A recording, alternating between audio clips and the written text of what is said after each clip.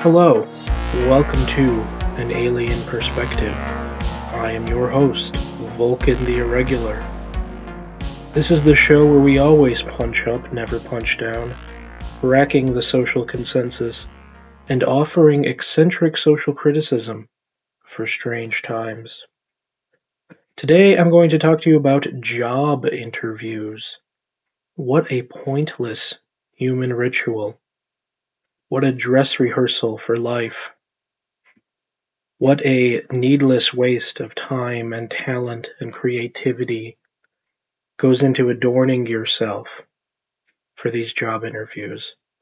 Now let's think about what the purpose of a job interview is supposed to be.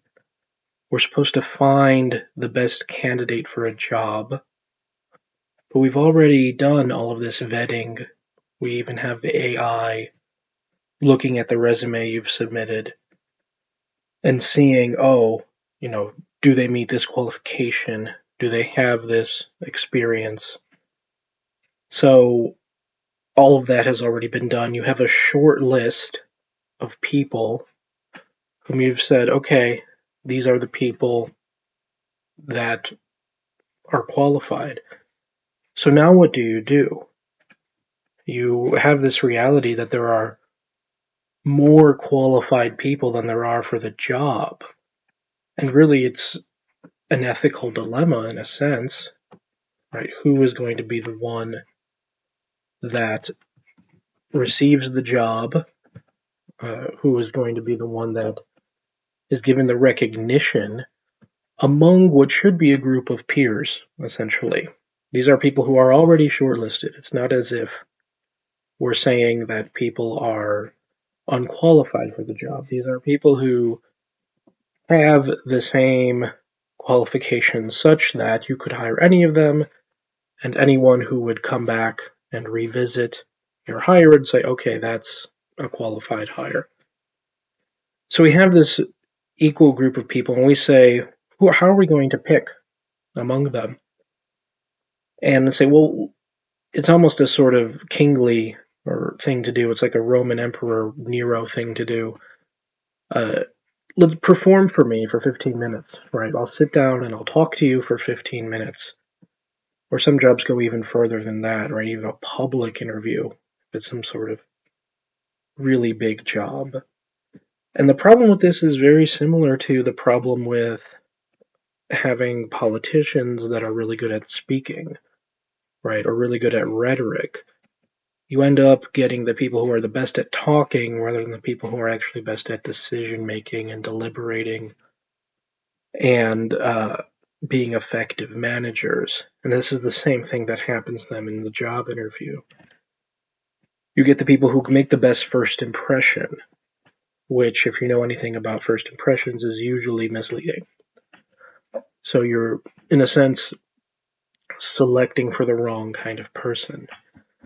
Now, everyone acknowledges that there's a human element to a job interview, right? That you're going into a workplace with other human beings, and you want to see, is it a fit, right? So you have your short list, and then is it a fit? And this sort of thing is a little bit less objectionable in the context of a small private business, right? Do I get along with you? I'm making that decision for my own business.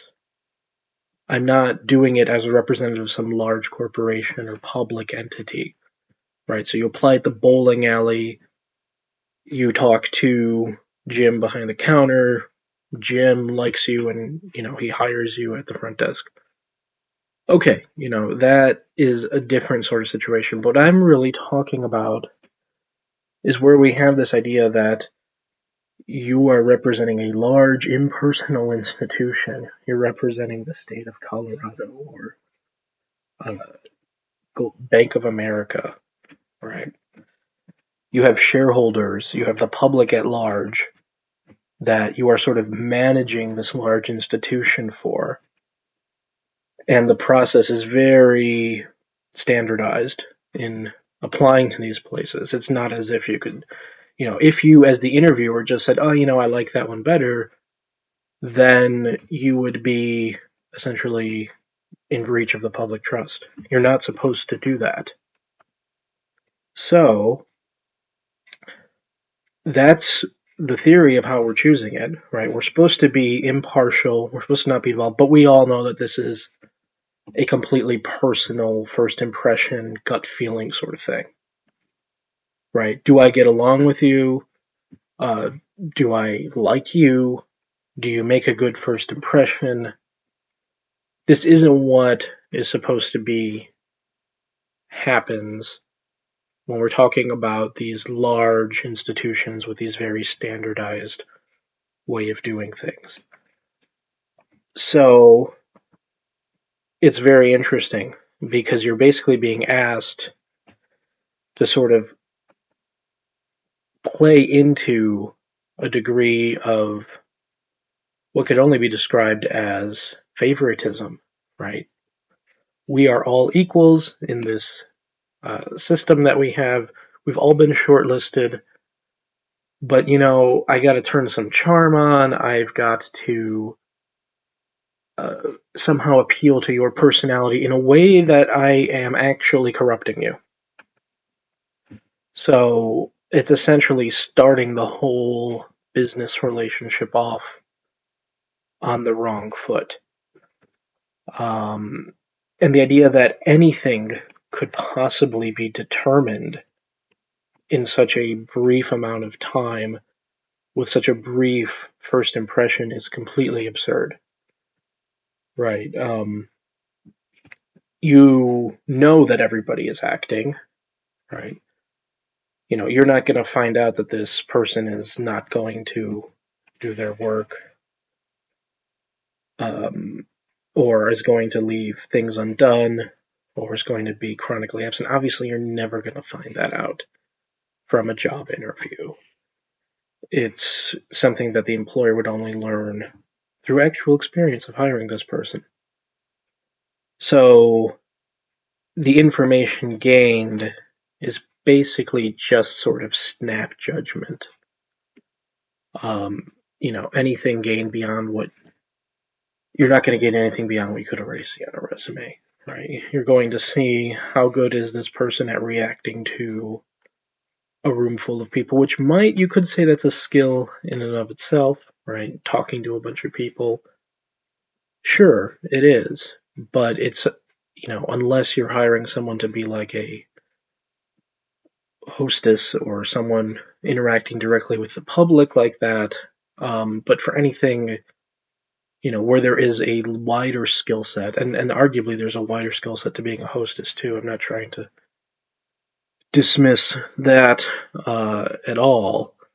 You would just get the sort of, can this person make a good first impression? And pretty much any job is going to be much more than making a good first impression. Now, the interesting thing here is, what would be a better way of doing this? And I don't have an answer necessarily, but I could make a few suggestions. One possibility could be you just strip away the pretense of making it a interview process, and you just say, the hiring manager and superior, instead of having this 15-minute we're going to ask you these questions and write them down process, you're just going to hang out with them for a day and they're going to see if they like you, right? Maybe by the end of it, you're going to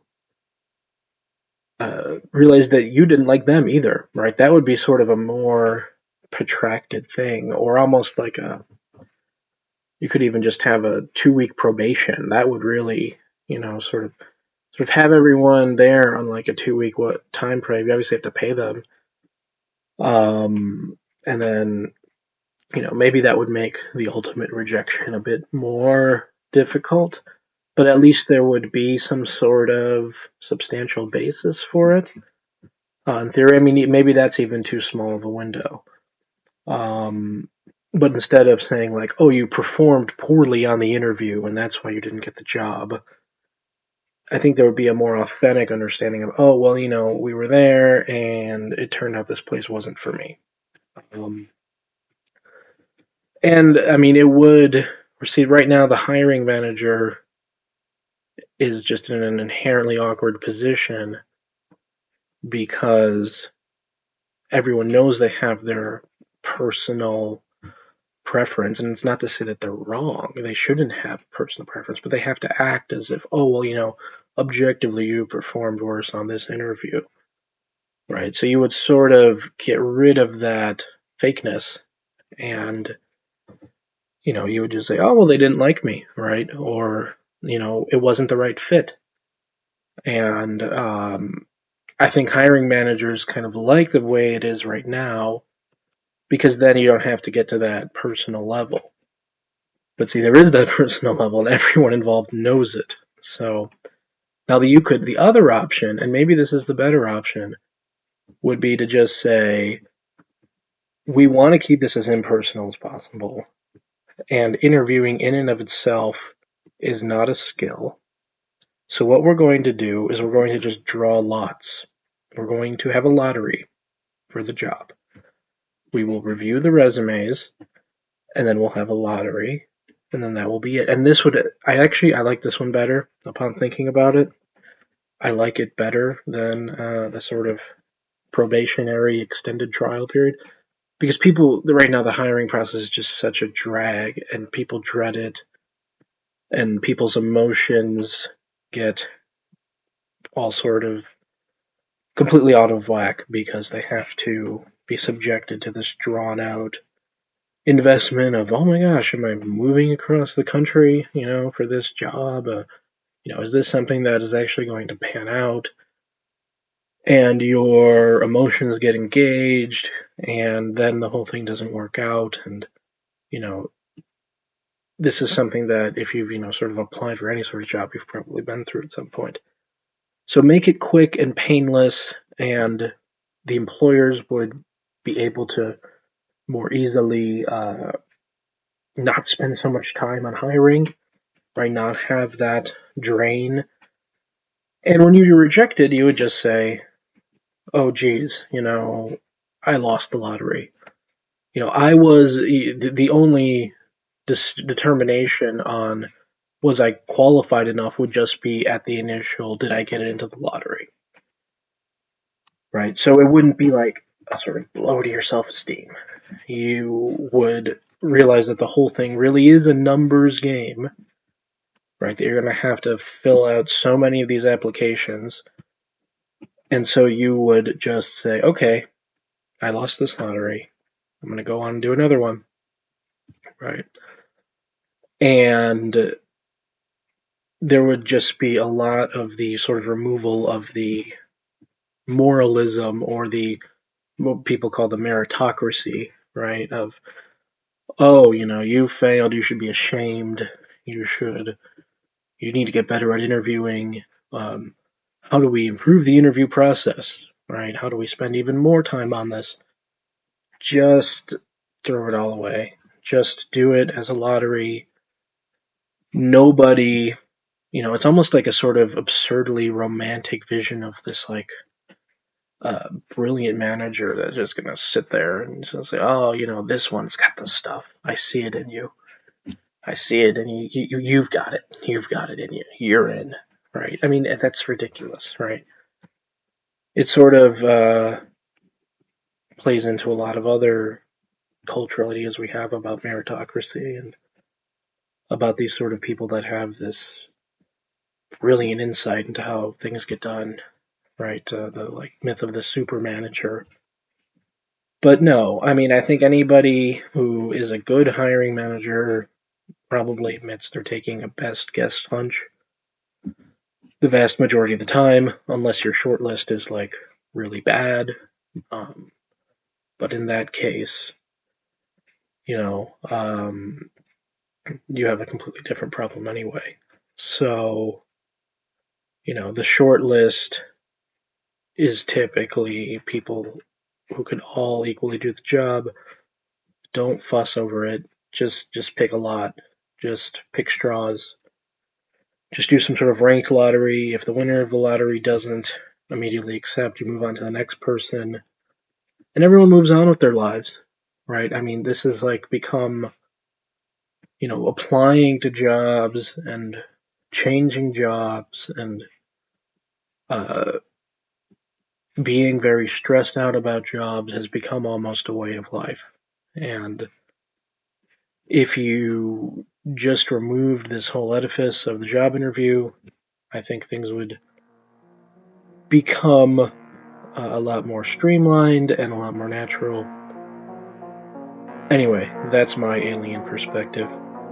This has been your host, Vulcan the Irregular, the alien perspective, the show where we always punch up, never punch down, cracking the social consensus and offering eccentric social criticism for strange times. Thank you for listening.